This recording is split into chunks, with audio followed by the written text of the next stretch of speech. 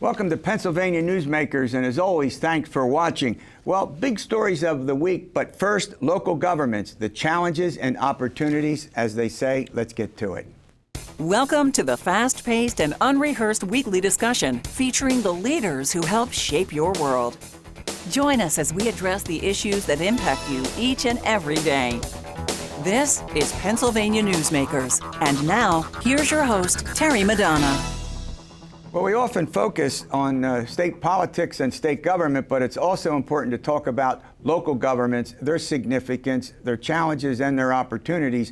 Joining me to discuss that is the mayor of the city of Lancaster, Danene Sorace. Mayor, it's welcome again. Thank you. It's so good to see you, Terry. Well, it's glad to have you back. All right, let's start first of all with the challenges that municipalities face. Obviously, you're the mayor of what we call a third-class city. That has to do with the size. We don't need to dwell onto that. And so you have some pretty significant challenges these days. Name a few. Well, I think the first and the biggest challenge is structural, and it has to do with the ways in which cities like Lancaster are hemmed in with laws that were passed before I was born and to which continue to challenge communities like Lancaster and their long-term financial sustainability. And we've spent a couple of years now advocating for changes in the ways that we fund cities, but quite honestly, it is very discouraging to be talking about the same things that we've been talking about for 20 plus years. We're talking about pension reform, we're talking about the ways in which cities can fund essential services, and especially police and fire. And we need innovation. Here we are, we're in the 21st century, we're dealing with laws that were written before I was born. It really does not allow for much in the way of innovation. You need more flexibility. More flexibility, right? Yes. Well, let's start with a couple. I mean, and I'm not talking about Lancaster. I think this applies to many municipalities, every place you go. I mean, it's amazing. One store, one shop, one restaurant, one bar, whatever. Help wanted, help wanted, help wanted. How serious a problem is that? Well, I think that I can speak as an employer. We're struggling to hire as well. And I think that COVID is really continuing to, the ripple effect of COVID is going to be for many, many years to come. And I think it's changing the nature of the workplace. And I had somebody who runs a staffing agency say, it's kind of like the ununionized have become unionized because people are just, they're not going to go to work as a waitress or as a server in a restaurant getting paid a couple bucks an hour with no benefits to serve fewer tables and not make as much. Some employers, mostly big employers, are increasing the salary well above the $7.25 minimum wage in the state, right? Yes, and we're seeing employers in our community who thought that $15 an hour was where they needed to be, looking at $18 to $21 an hour. So one of the factors is that unemployment seems to be declining, but we still have this need for employers to hire people, obviously, as we just talked about. So what's the situation with employment in the city? Well, I would say that it's mixed. We have a large hospitality industry within the city of Lancaster and the county, which is very symbiotic. Right. And those jobs aren't coming back, and they're not coming back to the extent that everybody had hoped for in June before the Delta variant emerged. And so what I'm seeing now is just folks who are thinking about how to retool and how to change their direction. I have to ask you a question that we read about, see, listen to all the time, and it has to do with crime and violence and guns.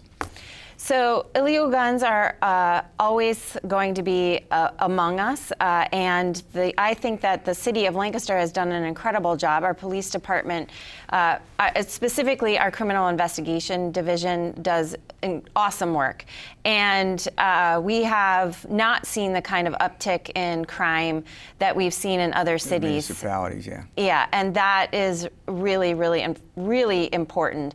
And the efforts that we've been making over this last year to build and restore trust between our community and police after the murder of George Floyd has been essential.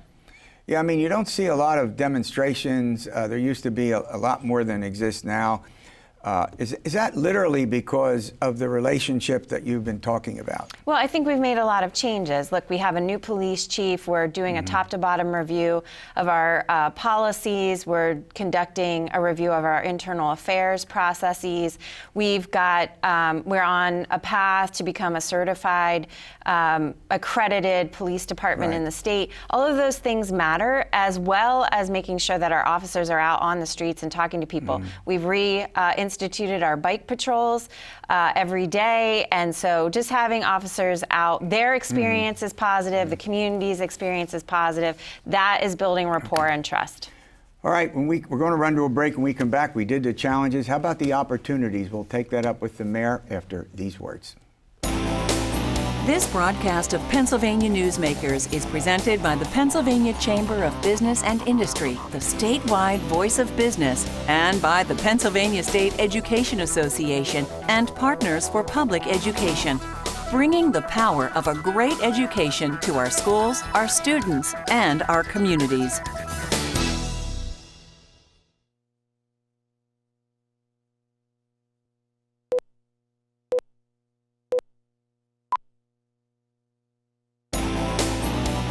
This broadcast of Pennsylvania Newsmakers is brought to you by the Pennsylvania Highway Information Association, the go-to source to learn about transportation projects and issues. Please visit pahighwayinfo.org. And by the Pennsylvania Manufacturers Association. Business in Pennsylvania is our business. Well, my guest at the moment is Danene Sorace. She's the mayor of Lancaster. We talked about the challenges.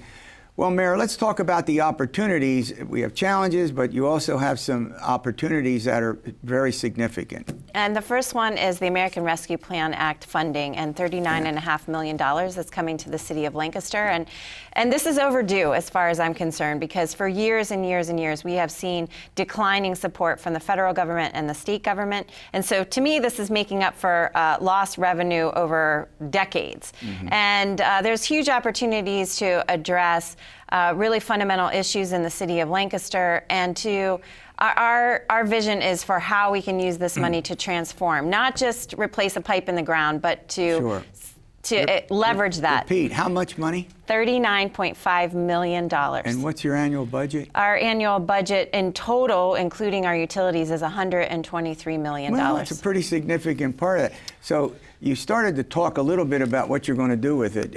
Has you and the city council made a decision yet? No, we have not. We're engaging in a couple months of conversation with the community to identify priorities. We've been using an online platform to solicit feedback. We're also going to be doing a bunch of meetings across the city, because we want to think long-term about how to use these funds. And we know that affordable housing is a critical issue. We know that we're going to need some revenue replacement as a city for what we lost during 2020. But I think that there are, look, we can spend that money tomorrow on infrastructure, and that would be helpful. But how can we set ourselves up that these funds pay dividends long into the future? Sure. Well, it seems to me that one of the opportunities would be employment, continued employment with, not just big companies, but small companies, small businesses, coming back to the city or expanding. How's that going? Well, we're having conversations with Thaddeus Stevens College of Technology and SACA, which has many certificate training programs in the city, as well as talking to the Community Action Partnership and others who are providing job navigation supports. A lot of times, especially now with childcare limitations and so on, getting to work every day, making sure that if you have the option to work at home, you've got the equipment that you're able to do that, you have the internet capacity, all of those things. These are just practical barriers that prevent people from employment. And I think that there's just a dynamic shift that's happening from employers being able to have the the cream of the crop and the pick of who they want to now needing to think really carefully about how they're recruiting, the kind of workplace environment they're recruiting to, and how they're supporting employees for long-term success. Yeah, last question. Some municipalities are losing population, some are gaining population. Yeah. How's Lancaster Well, stand? census numbers had us down 2%, and we were scratching our heads about that because it's not what we're experiencing or seeing on the ground. We know that with COVID and pulling the remunerators at the end was not helpful. We know that we have a lot of folks whose English is not their first language, and the kind of door-to-door outreach that was needed got interrupted in a lot of ways. So 2% down, I think it's about 1,200 people, but I can also tell you that we've got new construction for housing, Stadium Row. You may have seen it next to Clipper Stadium. The first new market rate housing complex that's been built in the city in 50 years. We probably have at least a half a dozen more projects that are teed up that would add, 1,000 units to the city over the next 5 years. That is very consequential. And so I'm concerned about how the process of the census and the count, and also thinking about what's in the pipeline. Well, look, I want to thank you for coming on. We appreciate it. Thank you. All right, coming up, the big stories of the week. We're going to turn to Pennsylvania and some of its the big stories. Why not? This broadcast of Pennsylvania Newsmakers is brought to you by Cross-State Credit Union Association. Credit unions, where people are worth more than money. To find a credit union that is right for you, go to ibelong.org. And by the Energy Association of Pennsylvania, Pennsylvania's energy information source.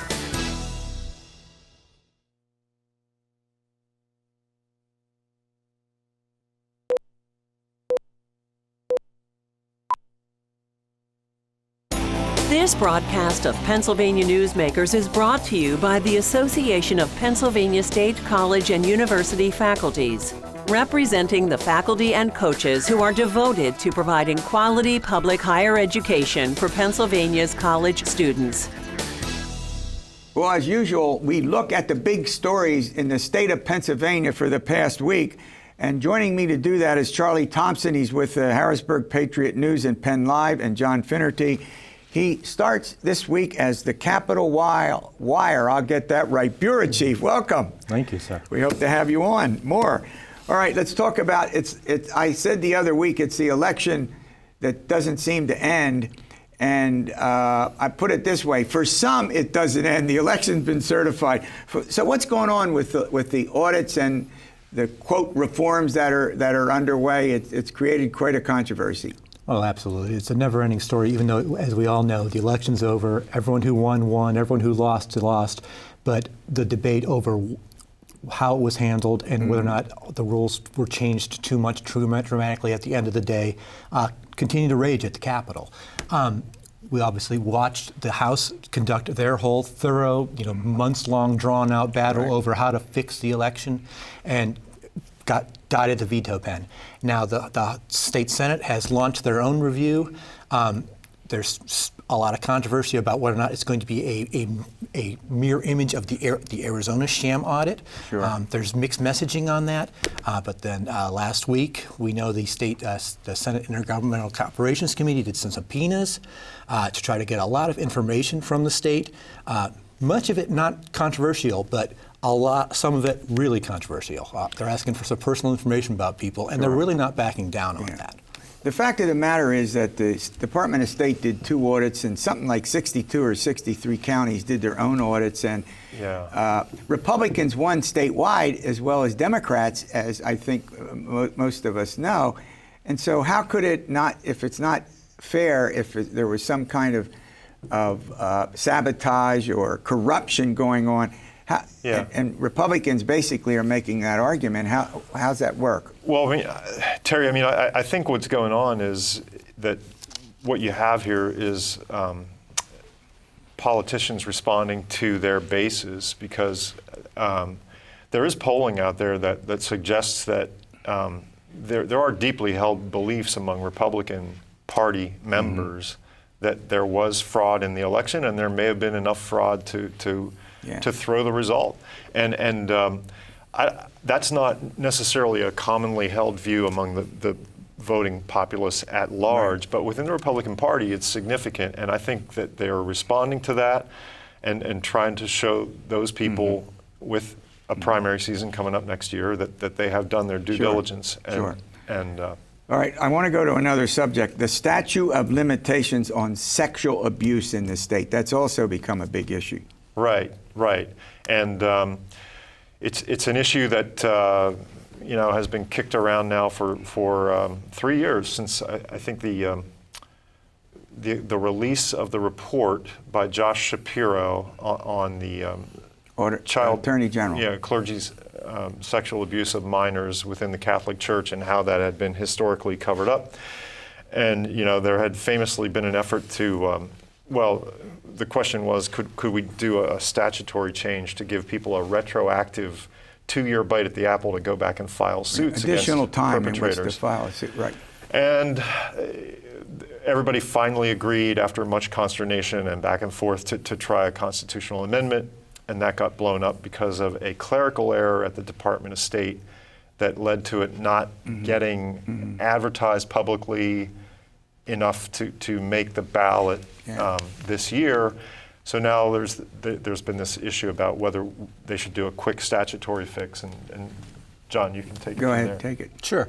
Yeah, I mean, that's the question at this point is do we wait to 2023 and let the voters decide and change it by a constitutional amendment, or we just go and pass a law and fix it?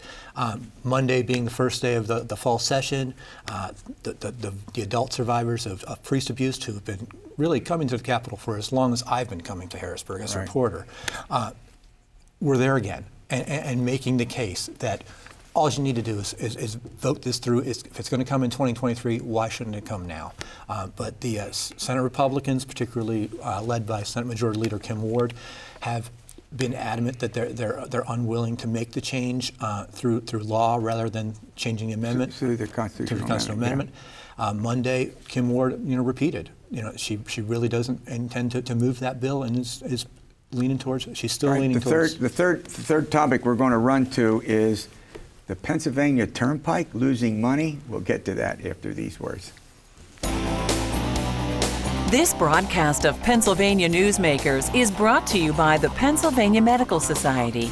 Inspired physicians committed to the good health of Pennsylvanians and the advancement of the practice of medicine.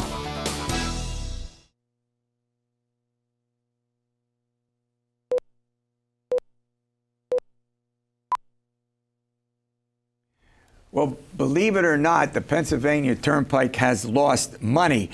And I think, John, you're going to help us understand that. How could the Pennsylvania Turnpike lose money? But they're losing more money than they thought they were losing, or we knew they were losing. The AP reported last week that the Turnpike had done an analysis of how many people were going through the tolls, because as we remember last year, they got rid of all the toll collectors. So you drive through and there's no one taking cash. There's either you're using your Easy Pass or they're trying to read your license plate. And what they learned is that a lot of the license plates they can't read, or if they can read them, they're from out of state, and then they're not getting the money. I would imagine they may not be getting money from the people when they notify them that they owe money, right? Yeah, well, I mean, I think that this is actually, though, a combination of a technical problem and maybe some, I mean, cameras not being able to capture a vehicle's license plate for various reasons. And I think they said that in 41%, they're missing, they figured that they're missing like $100 million annually on this. So they're losing $100 million by this glitch. I'll call it a glitch for whatever. And some it's not being able to capture an image. Some it's that they capture an image, but it doesn't correspond to any mailing address that they can find. And some it's stupid things like, Well, a family puts a bike rack on the back of their car, they drive by, and there's no way the camera's going to get a picture of that license plate. This is why I predict that by maybe 2022, there will be a mandate that we have to have license plates on both the front and the back of our cars. Oh my! Well, a couple of weeks ago, I entered the turnpike and I didn't see anybody. No booths. They're gone now. I have a thing in my car, right. And I went right through. There was no problem. But boy, and there were a couple hundred employees, as I understand it, that were laid off. Is that correct? It was close to 500. Yeah. Yeah, 500. All right, let's go to the final topic. As we like to put it, the mask battle continues. First of all, what did Governor Wolf do that? Right around the school year started, and districts had to develop their own health and safety plans, and that was leading to fights in almost every community. And meanwhile, the Delta variant was catching up with Pennsylvania, and we were starting to see our cases spike. And as you know, half the kids in schools aren't eligible for any kind of vaccine, even if their parents wanted them to get it. So, a lot of schools were erring on the side of, well, if we have high or substantial transmission, we want to mask up in our buildings, because everybody desperately wants to be in school for in-person education this year. The vast majority of people do. The vast majority of staffers do. So, but mask battles, then Governor Wolf came in with Acting Secretary Allison Beam, and at the beginning of September, they imposed a statewide mask mandate. And that's sort of been the law of the land in Pennsylvania. But the battles have continued at the local school. But it seems to me the larger controversy is over masks in schools. Would you agree with that? Oh, absolutely. As I understand it, and there are exceptions to it, and there's the debate: can a parent say, no mask for my child, or do you need a physician to do it? There's another debate, going on in the school districts. I think in some cases you're seeing the parents are arguing that the law is kind of obscure or not entirely clear that it would require a doctor's note.